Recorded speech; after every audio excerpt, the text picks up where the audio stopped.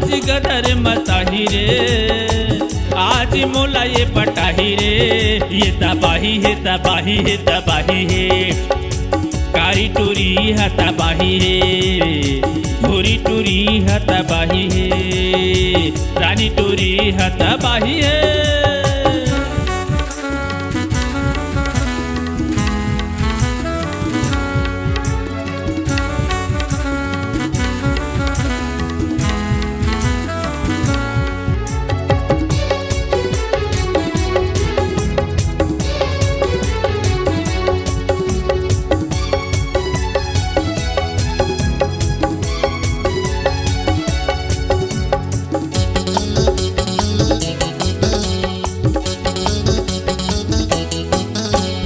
जोरदार दिखत हवा टूरी झमाल, टूरी झमाल रे टूरी झमाल। अरे गाँव बस्ती में टूरी करथे बवाल, करथे बवाल रे करथे बवाल, करथे बवाल रे करथे बवाल।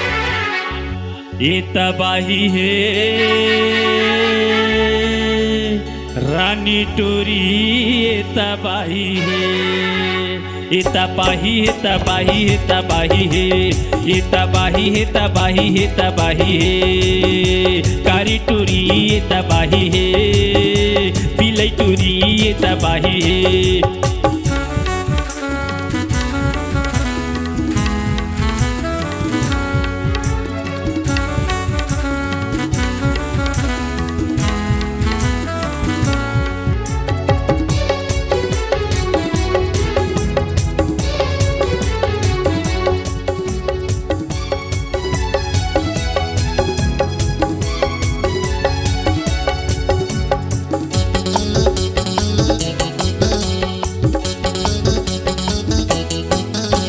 फुंडा फुंडा गाल हवा चढ़ती है जवानी, चढ़ती है जवानी रे चढ़ती है जवानी, चढ़ती है जवानी रे चढ़ती है जवानी।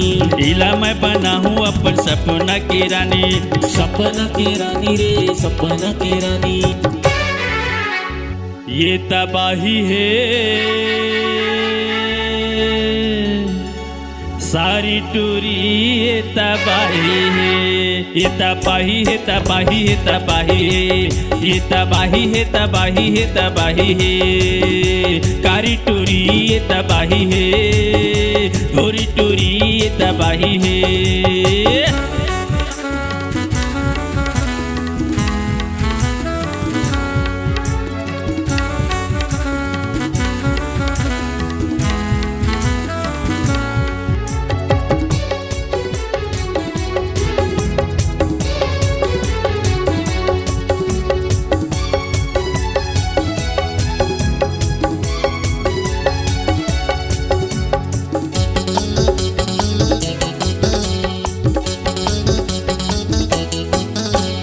जबले तोला देखे मैं छूटा थे परान, छूटा थे परान रे छूटा थे परान। जबले तोला देखे मैं छूटा थे परान, छूटा थे परान रे छूटा थे परान।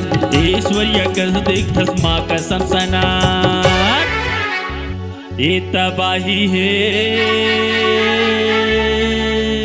रानी टूरी, ये तबाही है, ये तबाही है तबाही है तबाही है, ये तबाही है तबाही है तबाही है, कारी टूरी ये तबाही है, पीली टूरी ये तबाही है, ये तबाही है तबाही है तबाही है, सारी टूरी ये तबाही है, ये तबाही है तबाही है तबाही है, कारी टूरी ये तबाही है, भूरी टूरी ये तबाही है।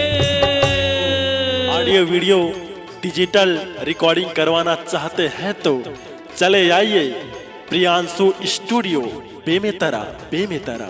मोबाइल नंबर है 9399345518।